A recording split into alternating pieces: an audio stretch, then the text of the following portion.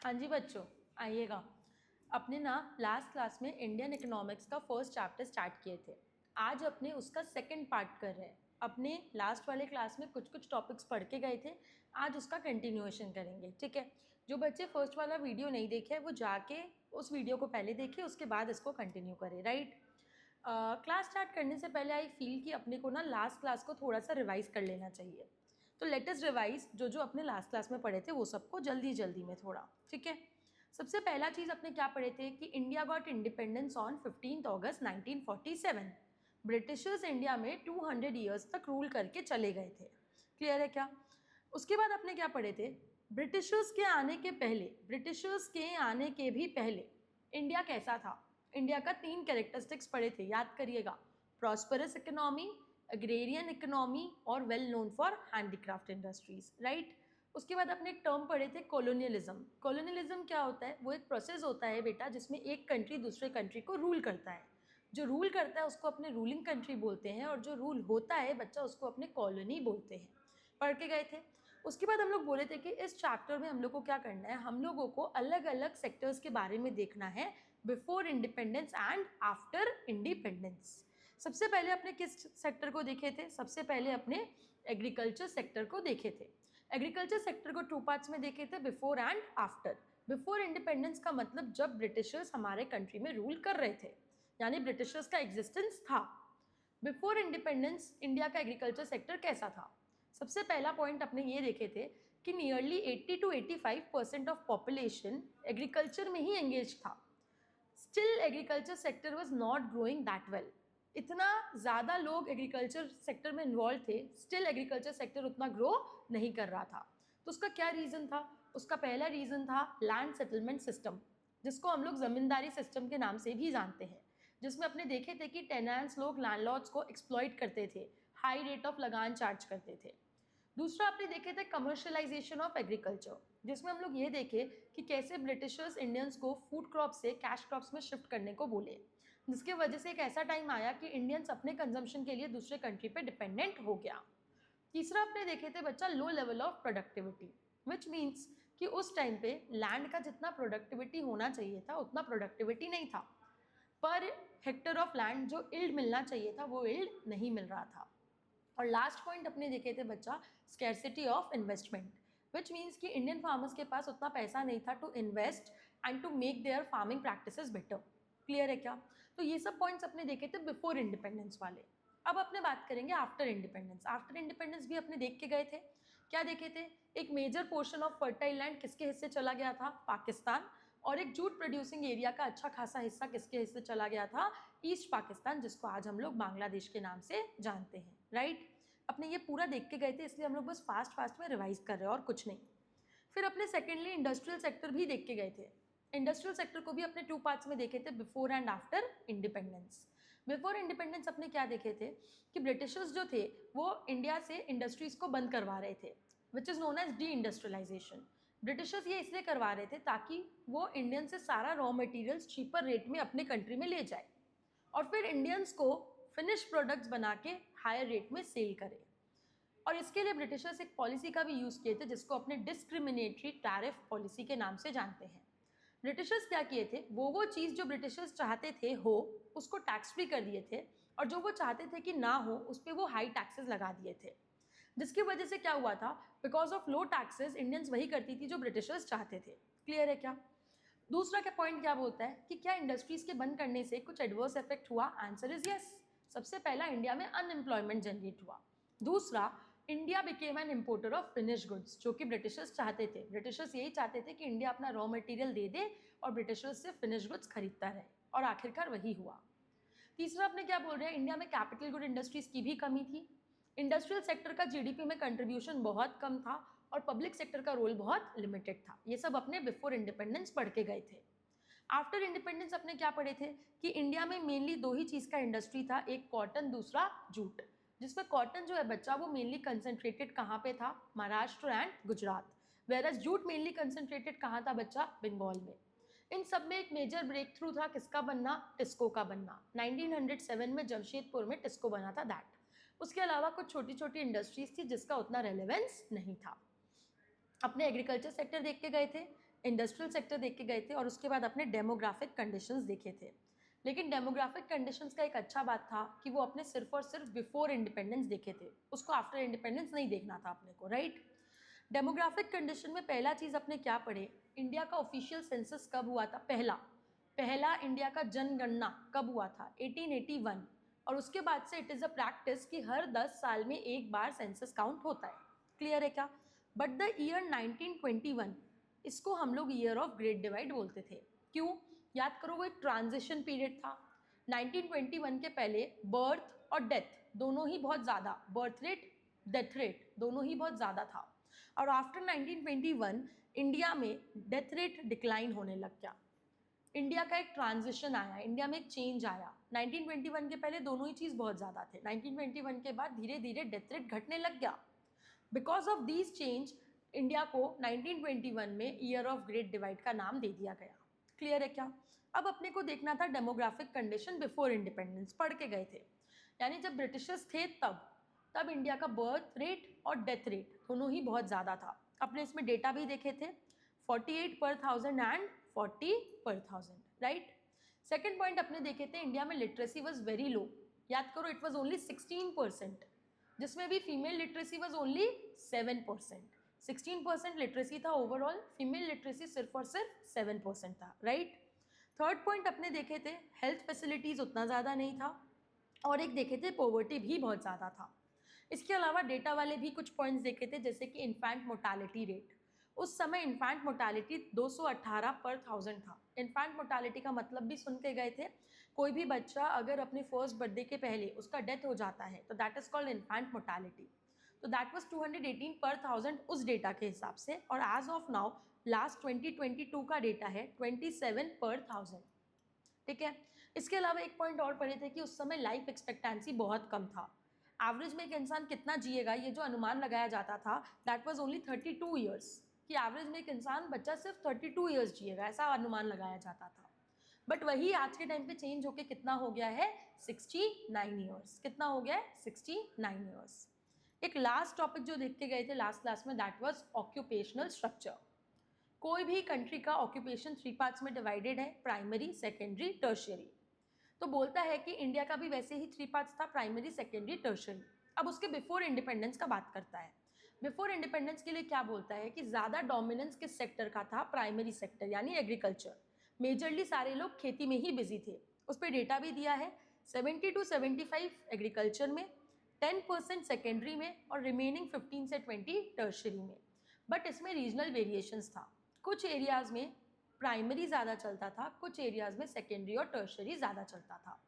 South side secondary tertiary ज़्यादा चलता था बिकॉज वहाँ लिटरेसी ज़्यादा था, वेरएज बाकी जगहों पे प्राइमरी ज़्यादा चलता था because of low level of literacy. Clear है क्या। ये सब अभी जितना भी देखे लास्ट कुछ देर में, ये सब आपका फर्स्ट क्लास का है। अगेन बोल रही हूँ, अगर कोई बच्चा ऐसा है जो फर्स्ट वीडियो नहीं देखा है, वो वापस पीछे जाए, फर्स्ट वीडियो को डिटेल में सुने, उसके बाद ही सेकेंड वीडियो पे आए। डन। अब आज के क्लास पे आते हैं। आज का क्लास में सबसे पहला जो अपने को पढ़ना है, that is called foreign trade. क्या पढ़ना है अपने को, फॉरेन ट्रेड। क्लियर है क्या। देखो इसमें भी अगेन एक अच्छा बात यह है कि आपको सिर्फ और सिर्फ फॉरेन ट्रेड देखना है बिफोर इंडिपेंडेंस। क्या देखना है, बिफोर इंडिपेंडेंस, यानी कि कैनाई से जब ब्रिटिशर्स रूल कर रहे थे तब हमारा कंट्री का फॉरेन ट्रेड कैसा था। Foreign trade as an import export, right. तो पहला पॉइंट आपका बुक क्या बोला, इंडिया एक्सपोर्टर था प्राइमरी प्रोडक्ट्स का। ये कहीं ना कहीं हम लोग लास्ट क्लास पढ़ चुके हैं कि ब्रिटिशर्स चाहते ही ये थे कि इंडिया क्या बेचे, रॉ मटेरियल्स बेचे, जिसकी वजह से ब्रिटिशर्स इंडस्ट्रीज बंद करवा दे रहे थे। अब अगर इंडस्ट्रीज ही नहीं था तो फिनिश गुड्स बनता ही नहीं था, तो इंडिया अपना सारा रॉ मटेरियल एक्सपोर्ट कर देता था। इसीलिए क्या बोला, India became an exporter of primary products. और इंडिया बाहर से फिर क्या मंगवाता था, फिनिश गुड्स। पढ़ के गए थे, रॉ मटेरियल बेच देता था, दूसरी कंट्री फिनिश गुड बनाती थी और इंडिया उसको खरीदता था। तो कहने से importer of, India became N importer of finished goods. बेचता क्या था, रॉ मटेरियल, आता क्या था, फिनिश गुड्स। अब तुम देखना इसमें भी ब्रिटिशर्स का चालाकी देखना। बोला गया इंडिया को कि तुम अपना रॉ मटेरियल्स दूसरे कंट्री में बेचो, तो दूसरा कंट्री मतलब कोई भी कंट्री में बेच सकते हैं, बट ब्रिटिशर्स बोले नो, इसमें भी मेरा ही डिसीजन रहेगा। ब्रिटिशर्स इसमें भी अपना मोनोपोली कंट्रोल रखे कि इंडिया रॉ मटेरियल्स बेचेगा बाहर तो किस कंट्री में बेचेगा, ये भी ब्रिटिशर्स ही मेजरली डिसाइड करते थे। आधा से ज़्यादा रॉ मटेरियल्स ब्रिटिशर्स अपने कंट्री लेके चले जाते थे, ब्रिटेन। उसके अलावा जो रिमेनिंग थोड़ा मोड़ा बचता था वो कुछ कुछ कंट्रीज़ को देने के लिए ही अलाउ करते थे, लाइक चाइना, पर्शिया, ये सब। इसके अलावा किसी कंट्रीज़ को देने को अलाउ नहीं करते थे। तो क्या बोल रहा है कि ब्रिटिशर्स अपना मोनोपोली कंट्रोल रखता था इंडिया के एक्सपोर्ट और इम्पोर्ट पे। मोर देन हाफ जो था वो कहाँ चला जाता था, ब्रिटेन में। बाकी कुछ कुछ थोड़ा बहुत चाइना, पर्शिया जैसे कंट्रीज में अलाउ किया गया था। क्लियर है क्या? अच्छा, चलो मान लिया इंडिया सस्ता में ही बेचता था अपना रॉ मटेरियल्स, पर बेचता तो था ना, बेचता तो था ना, सस्ता बेचे भले ही, बट बेचता था। बेचता था तो भले ही 2 रुपया कमा रहा था, बट कमा तो रहा था ना। और अगर एक्सपोर्ट करके हम कुछ भी कमाते हैं तो उसको हम बोलते हैं एक्सपोर्ट सरप्लस। तो इंडिया धीरे धीरे अपना रॉ मटेरियल बेचते बेचते बहुत सारा एक्सपोर्ट सरप्लस जमा कर लिया था। तो द क्वेश्चन इज, वो एक्सपोर्ट सरप्लस कहाँ गया, वो पैसे कहाँ गए? वो पैसे भी ब्रिटिशर्स यूज़ कर लिए। कहाँ यूज़ किए? ब्रिटिशर्स जब इंडिया में थे तो इंडिया में बड़ी बड़ी ऑफिसेज बना देते थे अपने एडमिनिस्ट्रेशन पर्पस के लिए, और वो ऑफिसेज बनाने में वो एक्सपोर्ट सरप्लस का पैसा यूज़ कर लेते थे। या वॉर होता, वॉर में एक्सपोर्ट सरप्लस का पैसा यूज़ कर लेते। या ब्रिटिशर्स कभी कभी दूसरी कंट्रीज से इंडिया में बैठे बैठे दूसरी कंट्रीज से सर्विसेज मंगवाते, तो सर्विसेज मंगवाते तो पेमेंट करने के लिए एक्सपोर्ट सरप्लस से पे कर देते। तो ऐसा नहीं था कि इंडिया एक्सपोर्ट सरप्लस अर्न नहीं की, अर्न की, but that was misused by Britishers. और इसको बोलते हैं ड्रेन ऑफ इंडियन वेल्थ, कि इंडिया का जो वेल्थ था वो ड्रेन हो गया, वो ड्रेन्ड आउट हो गया। इसको बोलते हैं drain of Indian wealth. Clear है क्या? अब सुनना, उस समय उनका लक कितना स्ट्रांग था। उन लोग क्या किए, कहीं ना कहीं लक से भी ज़्यादा बेटर ये होगा बोलना कि उनका प्लानिंग कितना स्ट्रांग था। पहले है ना, इंडिया और ब्रिटेन को कोई भी रास्ता डायरेक्टली लिंक नहीं करता था, जिसकी वजह से इंडिया अगर ब्रिटेन में सामान भेजती थी तो उसको दूसरे कंट्रीज़ को क्रॉस करते हुए जाना पड़ता था। तो वो लोग एक आर्टिफिशियल वाटरवेज कंस्ट्रक्ट करवाए जिसका नाम था स्विस कैनल। क्या नाम था? Suez canal. ये कब कंस्ट्रक्ट हुआ? 1869 में। ये स्विस कैनल इसीलिए कंस्ट्रक्ट हुआ ताकि अब इंडिया और ब्रिटेन डायरेक्टली लिंक हो जाए, और डायरेक्टली लिंक होगा तो ज़्यादा घूम के नहीं जाना होगा, ज़्यादा घूम के नहीं जाना होगा तो ट्रांसपोर्टेशन कॉस्ट कम लगेगा, और इंडियन मार्केट से इजीली सामान लेके जा सकेंगे वो लोग। तो बेसिकली वो लोग सामान ले जाने के लिए एक आर्टिफिशियल वाटरवेज का क्रिएशन करवाए, Suez canal, that was constructed on 1869। याद रखेंगे। क्लियर है क्या? This was all about foreign trade. अपने को सिर्फ बिफोर इंडिपेंडेंस देखना है, क्या क्या देखे कि इंडिया एक्सपोर्टर बन गया रॉ मटेरियल्स का, इंपोर्टर बन गया फिनिश गुड्स का। उसमें भी वो एक्सपोर्ट इंपोर्ट किससे करेगा वो ब्रिटिशर्स डिसाइड करते थे। आधा से ज़्यादा सामान वो अपने कंट्री ले जाते थे, रेस्ट थोड़ा बहुत इधर उधर अलाउ करते थे। तीसरा पॉइंट अपने ये देखे थे कि इंडिया एक्सपोर्ट करके ऐसा नहीं है कि सरप्लस अर्न नहीं की थी, सरप्लस अर्न की थी, but that was also misused by Britishers. और इन सब में उनका सपोर्ट करने के लिए एक स्विस कैनल कंस्ट्रक्ट किया गया था 1869 में, जो इंडिया और ब्रिटेन को डायरेक्टली लिंक करता था। क्लियर है क्या? फॉरेन ट्रेड हो गया। अब नेक्स्ट अपने जाएंगे, नेक्स्ट टॉपिक जो रहेगा बच्चा वो रहेगा अपना इंफ्रास्ट्रक्चर। क्या रहेगा? इंफ्रास्ट्रक्चर। देखते हैं इंफ्रास्ट्रक्चर में भी ना अपने को सिर्फ और सिर्फ बिफोर इंडिपेंडेंस देखना है। इंफ्रास्ट्रक्चर में भी अपने को सिर्फ और सिर्फ बिफोर इंडिपेंडेंस ही देखना है। क्लियर है क्या? आओ देखते हैं। बिफोर इंडिपेंडेंस यानी जब ब्रिटिशर्स थे, राइट? तो बोलता है ब्रिटिशर्स क्या इंफ्रास्ट्रक्चर पे कुछ काम किया? तो अपने पार्ट करके देखेंगे। सबसे पहले अपने देखेंगे रोड्स के बारे में। किसके बारे में? रोड्स के बारे में। तो बोलता है कि रोड्स ऐसा नहीं है कि बनाया नहीं गया, बनाए थे, बट जितना काम किया गया वो सफिशिएंट नहीं था। ब्रिटिशर्स रोड्स बनाते थे, बट वो देखो, वो मेनली रोड्स बनाते थे अपने ही इंटरेस्ट को सर्व करने के लिए। अपना इंटरेस्ट सर्व करना मतलब ब्रिटिश आर्मी था, तो ब्रिटिश आर्मी मूवमेंट करेगा एक जगह से दूसरी जगह, तो उसके लिए रोड्स अच्छे होने चाहिए। तो अपने ब्रिटिश आर्मी के मूवमेंट के लिए, या फिर रॉ मटेरियल्स, हम बोले ना इंडिया से वो रॉ मटेरियल्स ले जाना चाहते थे, तो ले जाने के लिए रास्ता भी तो अच्छा होना चाहिए। तो रोड्स जितना भी बनता, पहली बात तो ज़्यादा काम नहीं किए रोड्स पे, थोड़ा बहुत किए, जो भी किए उसके पीछे मोटिव दो ही था, अपने आर्मी का मूवमेंट और रॉ मटेरियल्स का शिफ्टिंग। मतलब ब्रिटिशर्स रोड्स पे जो भी काम किए उसके पीछे वो अपना ही फ़ायदा देखे। ब्रिटिशर्स अपने आर्मी के मूवमेंट के लिए और रॉ मटेरियल्स के शिफ्टिंग के लिए, उतना ही रोड्स बनाया गया। हाँ, एक काम जो ब्रिटिशर्स का बहुत अच्छा था वो था इंडिया में रेलवेज को लेके आना। इंडिया में रेलवेज का इंट्रोडक्शन ब्रिटिशर्स ही किए थे in the year 1850। In the year 1850। इससे क्या फ़ायदा हुआ? पहला फ़ायदा, अब लोग आराम से लॉन्ग लॉन्ग डिस्टेंस कवर कर सकते थे with the help of railways. दूसरा, पहले जब भी खेती होता तो वो दूसरे जगह जा नहीं सकता था बिकॉज कोई मीन्स ऑफ ट्रांसपोर्ट नहीं था। बट अब अगर खेती होगा तो हम लोग उसको आराम से अलग अलग जगहों पे भेज सकेंगे, अलग अलग जगहों पे वो कंज्यूम हो सकेगा, हर विलेजेस में सारा अनाज पहुंच जाएगा। क्लियर है क्या? तो रेलवे से ये फ़ायदा हुआ। Railways was a positive contribution by Britishers. Clear है क्या? थर्डली बात करेंगे एयर एंड वाटर ट्रांसपोर्ट का। क्या Britishers air and water transport के लिए काम किए? तो आंसर इज किए, बट वो उतना सेटिस्फैक्ट्री नहीं था। वो उतना ज़्यादा सेटिस्फैक्ट्री नहीं था, जितना काम किए उससे ज़्यादा करना चाहिए था। उन लोग क्या किए? उन लोग उड़ीसा में एक कोस्ट कैनल बनाए जिस पे बहुत खर्चा किए बनाने में, लेकिन बाद में उसको अबैंडन कर देना पड़ा बिकॉज ऑफ फाइनेंशियल क्राइसिस। वो उतना चल नहीं पाया, उस पर इतना खर्चा कर दिए थे तो बाद में उसको अबैंडन कर देना पड़ा। तो तीन बात पढ़े, रोड्स के लिए काम हुआ बट वो रोड्स के लिए थोड़ा ही काम हुआ, दैट टू ब्रिटिशर्स अपने पर्पस के लिए किए for movement of army and shifting of raw materials. Railways का काम अच्छा था, रेलवेज का इंट्रोडक्शन ब्रिटिशर्स से ही करवाया गया था।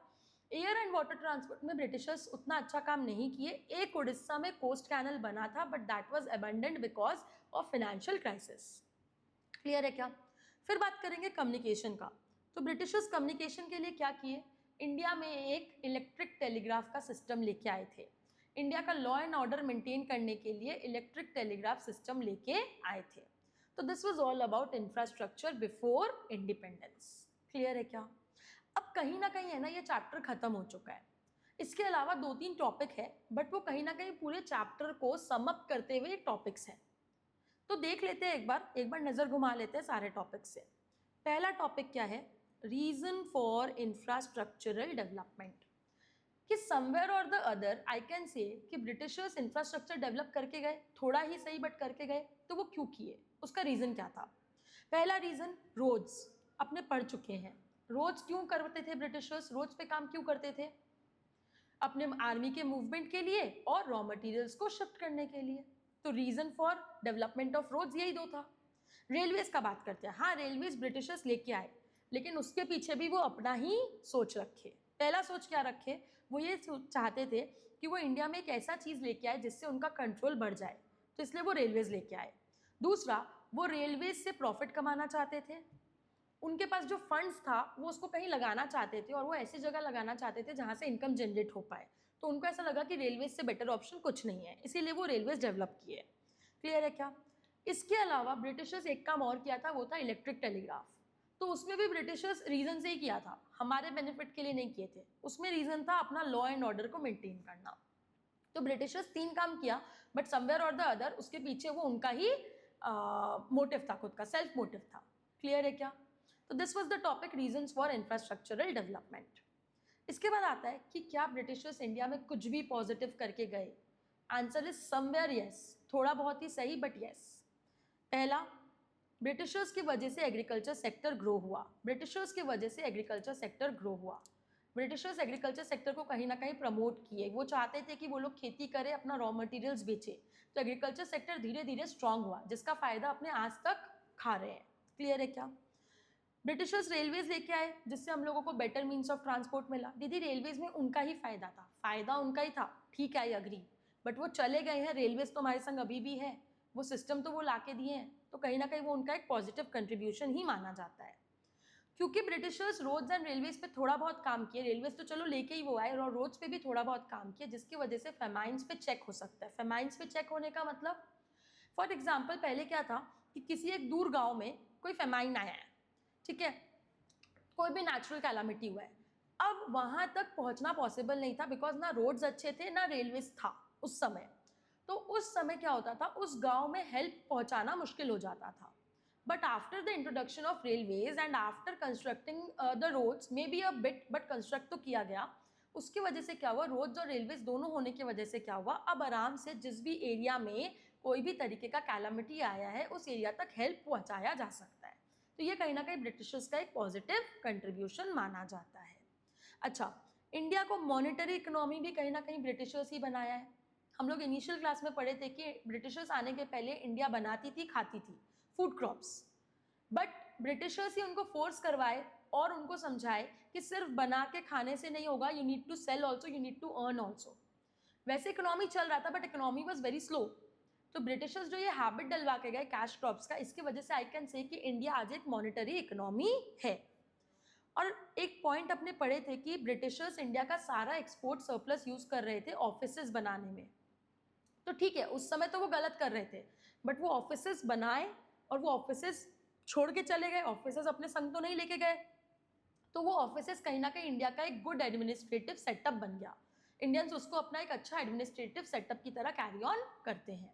तो these were the positive contributions of Britishers. बहुत ज़्यादा सुनने में अच्छा नहीं लगता है, बट हाँ, नुकसान करते करते भी कुछ कुछ अच्छा हमारे लिए वो करके चले गए। क्लियर है क्या? एक लास्ट टॉपिक इस चैप्टर का, दैट इज कि जब हमारा इकोनॉमी इंडिपेंडेंट हुआ उस समय ओवरऑल क्या सिचुएशन था इंडिया में। चैप्टर का नाम से ही क्वेश्चन बना हुआ है, what was the state of Indian economy on the eve of independence. मतलब at the time of independence, अभी तक इंडिपेंडेंस मिला नहीं, जब इंडिपेंडेंस मिल रहा था उस समय कैसा था।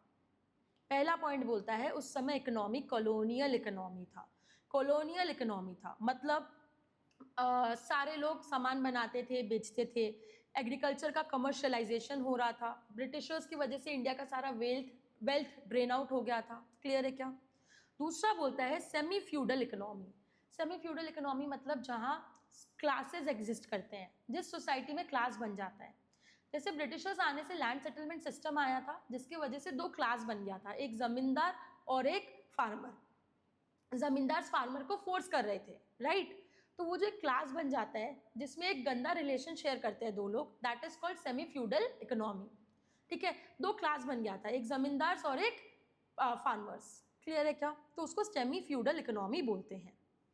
फिर एक आता है स्टेगनेंट इकोनॉमी, एक ऐसा इकोनॉमी जो रुक गया था, जिसका ग्रोथ रुक गया था। बोलता है एक इकोनॉमी जो बहुत स्लो रेट से ग्रो करता है उसको बोलते हैं स्टेगनेंट इकोनॉमी। जब इंडिया को इंडिपेंडेंस मिला तो उसका जीडीपी 2% से भी कम था।